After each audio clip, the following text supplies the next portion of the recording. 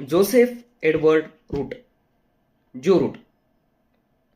हो तेच ते पोरग जे बेबी फेसनं कधी मोठं झालं कळलंच नाही.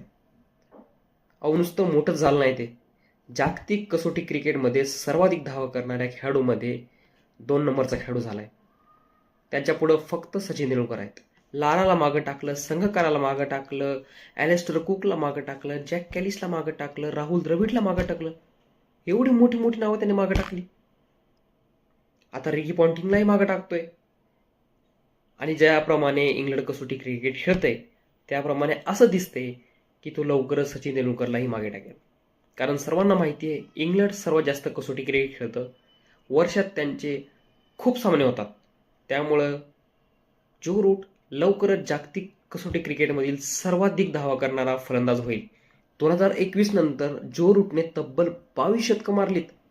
जागतिक क्रिकेटमध्ये कदाचित जो रूट असा एकमेव खेळाडू ठरेल ज्याच्या नावावर सर्वाधिक धावा आहेत आणि हा विक्रम अबाधित राहील. म्हणजे हा विक्रम कोणीही मोडणार नाही. याचं कारण असं की आधुनिक क्रिकेटमध्ये T20 आणि वन डे सामने जास्त खेळले जातात आणि कसोटी क्रिकेट तेवढ्या प्रमाणात खेळलं जात नाही. त्यामुळे हा रेकॉर्ड फक्त जो रूटच्याच नावावर राहू शकतो. त्यामुळे ही कामगिरी किती मोठी आहे तुम्हाला लक्षात आलं असेल. नक्कीच आता आपण जो रूटला कसोटी क्रिकेटचा नवीन बादशाह म्हणजे कसोटी क्रिकेटचा नवीन राजा म्हणू शकतो.